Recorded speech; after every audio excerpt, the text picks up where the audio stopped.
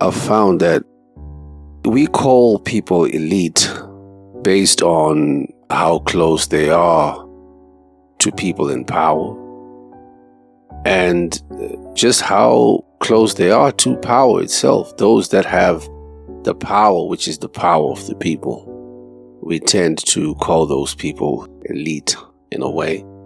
But, to be honest, I often have a problem calling anyone elite, because in a way, it's like we're putting these people on a pedestal. We're putting them above ourselves, and I just think it's a bunch of crap. I don't really buy that, but I think just as a matter of us becoming clear on who we're speaking about, we call them the elites, but I think we have to find a more befitting name for such people. How is someone called elite? What is it about that person that they have to be called elite? What special thing or what special talent do they really have? We all know it's all about optics, making things appear a certain way so that you appear so grand and more important than everybody else. So I think, we should probably change our language as far as what we call the people that we call elites. We have to find other more befitting terms. I hope you understand where I'm going with that. But I've just been thinking about a lot of the stuff that I've been seeing when it comes to what the people are disgruntled about. When I say the people, I'm talking about the people in Zimbabwe, the things that they cry about. A lot of the times now, when it comes to the politics, it's all around certain individuals who are in a habit of offering loads of money to certain other individuals, or they offer them grand looking expensive vehicles that probably cost, 100,000 plus and so on. And people say, oh, but you could use that money to build the hospitals and use it towards the health system so that, the people can have a better health system and so on. And I always wonder what our most appropriate response should be to these people, because clearly whatever response the people have been giving has never really been enough to actually change these people's behavior. They don't care. In fact, it's as if they are actually fueled by the people's complaints so that they keep repeating those behaviors, meaning that the ways that the people are reacting are of no consequence. In fact, they are making things worse. So I say to myself, okay, but in the first place, why do these people do this? Why would you give so much to people who already have? Why would you do that? And I can only think of a few reasons why someone would do that. First of all, I think it's to do with the way that these philanthropists, if you want to call them, they have this view of Zimbabweans as a people who value material things. Those are the people's values. The people hold material things very highly. Things like big cars. Because within our society, within our country, we know that we have a problem with the infrastructure as far as the roads with the potholes and just badly damaged roads, where a small car wouldn't do so great in such a road. But what becomes valuable is a massive car, a 4x4 that can just go through the potholes without really much of a problem. So that becomes something that the people value. The people place value on something like that. So these people, these philanthropists, or those who want to make a name for themselves through their kindness in quotations, they will give something like that because that's what's valued within this country. That's what's valued by the people. They value things like that, as opposed to valuing wisdom. Let's just say you're going to need wisdom to get out of the quagmire that a country like Zimbabwe finds itself in. You're going to need wisdom. You're not going to need a 4x4. You're not going to need an expensive truck from America. That's not what the people are going to need. But because the people value that, that is what comes their way. But so the people's responses to the philanthropists, however, are always things like, well, what you must do is, why don't you give the money to the hospitals? The people forget that the reason why the health system is the way it is, it's not because there's no money. The politicians are not inspired to improve the health system. They have other more important things to take care of. At least that's how it appears to some of us, right? It's not that there's not enough money or enough resources. It's that those in the position to do something about it. And I'm not pointing at any particular individuals, because to me, it's all about a system. It's a system that our people have supported and created over time. That's what's ruined the health system and so on. When people ask these philanthropists to give money to the hospitals and, to those that need the money more and stuff, they forget that we are living in a society that has become corrupt. It's corrupt. So wherever you're going to send the money, it's still going to face the same fate that money from the government will face anyway. So it'll still come to the same thing, because what the people value is things. So those people in the positions that are supposed to be taking care of these systems that are falling apart, they're not going to do it. Just because the philanthropist has decided, okay, I'm going to give money to you to do something about it. They're going to divert that money anyway to do whatever they want to do. To buy themselves those cars for themselves instead of fixing the hospitals. So what needs to change is the values and the ethics of the people. What the people value. Do we value the growth of our spirit as a people? Is that something that we value? Or we value things? We value Versace. We value, all of these brands and these fine designer clothes and so on more than the welfare of our people. It's so crazy how these fashion designers have taken our nation by storm. But really, a lot of these fashion designers are inspired by the devil. Versace itself, that's the head of, isn't that the Medusa? That's a goddamn demon right there. But people still value that. People still find these things to be of great importance to have, because they raise your status within the society, which means that spiritually the society is dead. Because for people who are truly in touch with who they are, in touch with their spirit, they're not going to value things that won't matter in a few years, things that won't mean anything. A lot of this stuff is old trends that vanish anyway in a few years' time. It's not going to mean anything. It's going to be worthless. But when we value wisdom, it means that we attract to ourselves. And I'm not saying I support the law of attraction or any of that esoteric mumbo jumbo, if you will. It's not that, but I'm saying when we are people who value wisdom, it means that God may give us that wisdom that we need in order to create a better life for our people. He will give us the wisdom that we need to use our resources effectively to better our people's lives. See, that comes from wisdom. When we value righteousness, doing what's right, it means that we are hard to corrupt, if not impossible to corrupt. And people who value spiritual growth and wisdom, they are difficult to corrupt, if not impossible to corrupt. When we value knowledge, not just talking about knowledge as in, I want to educational qualification. That's just a small part of knowledge, because yes, when you have an educational qualification, now you've got enough knowledge to at least take care of yourself and take care of your loved ones. you have that understanding of the works you can involve yourself in that can be lucrative and that can give you a better life. So it's a great start.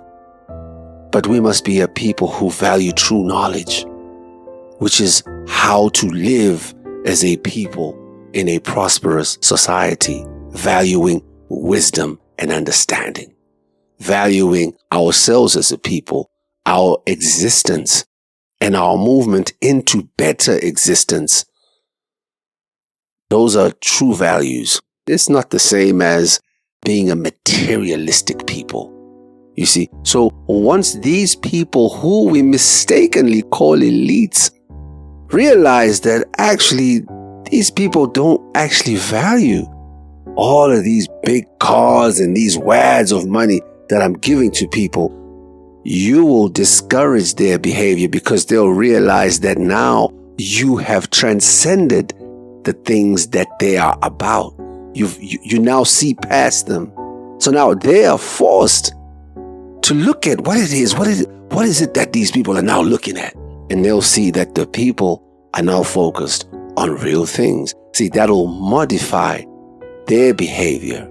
And how that's done is whenever they do some of these philanthropic acts to get your attention, don't give that attention. Do not give that attention. And I know it's hard, but trust me, that works. Don't give that attention. Because when you give them attention, you reinforce the behavior. So it's going to take maturity from our people. It's going to take our people realizing that, wait a minute, these people are feeding off our attention. If we pull away our attention, trust me, when they give that car, they're going to have like 5 people on there. And they're going to wonder, well, what happened to the people that often come here and they worship us? And over time, it will worry them. It will. See, that's the true revolution. That's revolutionary right there. You don't even have to scream at anyone like, hey, why are you doing this? And waste your energy that you could use into something else, man. Instead of screaming at these people, do something else with your time. If you got a son, a daughter, call them near. Look at them. Talk to them. Forget about getting mad about what some other person has given to some. Don't worry about that. That's because that's happening anyway. But when you focus on it and zone in on it, you're taking yourself away from what is truly beautiful. So this is just a piece of advice. Pull your attention away. Focus more on the real things. Love. That's real. Wisdom. Understanding. Knowledge. Those things are real. Focus on that. Let that be the things that you value, and more of those things will be added into your life. When you're thinking, oh, Versace, Range Rover, yeah, you're going to see those things, but they're going to be given to somebody else. But you will see them, all right. Your eyes, that your eyes will be fed. Your eyes will be fed. But you're not going to get those things whilst focusing on somebody else giving away those things. You see, the things will be added to you, but not in a real way. You're just going to be an observer. You're going to experience these things vicariously because you're not being true to yourself. So I'm just talking about us really coming back to our true values, which is valuing dignity, each other's dignity. Those things matter. Thinking about how we are going to get ourselves out of the situations that are bedeviling us today. So that's going to need wisdom. Where shall we get this wisdom? That's the kind of conversation our people should be having. Where shall we get the knowledge? Where are those around us who have this knowledge to help us come to where we need to be? So you see, it's all about your focus. It's all about where you're putting your focus. Remove your focus from these people that we mistakenly call elites. There's nothing elite. There's nothing elite there. Absolutely nothing. When I think about the true definition of elite, it has to be a truly shining example of something. Someone who is a shining example. Not a shining example of shiny things. No. Wisdom, understanding, knowledge, spiritual growth. Those are the real things. When you see the people that imbue those qualities, wise men and women, those are the elites. At least they should be. So we have to change our perception, our perspective. That's what has to change. That has to change, because when we change that, our life experience starts to shift in accordance with that change in perspective. So the things that you used to see that was making you mad and, causing you to blow up on the internet and scream at your brothers and sisters, you're not going to see those things anymore, but you're going to see things that are going to make you feel inspired. And don't be inspired by shiny little things that won't matter in a year or 2 years. Love yourself more. And I'm not just saying this because it feels right to say it. It's coming from the heart. This is how I feel. Those things don't matter. And if anything we should be praying for, we should be like Solomon. We should be praying for wisdom. We should be begging, asking God at his feet every morning, saying, God, give me the wisdom that I need to get our people out of this place that we're in. Pray for that wisdom. Beg for it. And maybe we'll have it. Maybe we'll find it amongst ourselves. And our reality will surely change. And it must be a genuine quest for freedom, knowledge, understanding, kindness, love, all of the things that truly mean something and that will last forever and ever. Those things last forever, not just as long as it's trendy. No, it's forever. It's truly forever. Let the philanthropists do what they're doing, but don't focus on it. Take your focus away, man. Take your focus away. Put your focus on what is real, and that's what's going to grow. So the philanthropists can do what they got to do. Let them do their thing. Don't worry about them, because you're always going to have certain types of people who do certain types of things. We're not all the same, but you don't have to be that angry person. Yeah, I know righteous indignation. Yes, that's important. We must be angered by injustice. We must. But don't allow it to be this thing where you're like, hold on a minute. Is this now my life where every week I'm screaming at some philanthropist that's doing their little thing over there and I have to be screaming? Have you allowed yourself to become this reactive person who's got no focus whatsoever? You're easily pulled into all the things that's happening around you. You've forgotten your life. Your life doesn't mean anything anymore. What means something is what some person somewhere else is doing and giving to somebody else. That's where your focus is. That's what you are made to do, to just be disgruntled over somebody else's actions. That's weakness. Those are not the signs of a strong man. And if you are a father, you're failing at your job. Focus on what it is that's valuable in your life. Focus on that. If you truly want the health system in this country to grow, pray for that wisdom so that you can be part of that change. You can be part of that growth within that system. Focus on that. And I promise you, it'll come and it'll become a reality. It will come to fruition. You will see that betterment within our systems. You will see it. You will live to see it if you focus on that. And finding ways to leverage your little resources around you to bring change over there. And I know you might be thinking, oh, but there's no way I could do this. is because you're focusing on things that are not going to get you to that reality that you want to see. You're focusing on the wrong things. So share this word.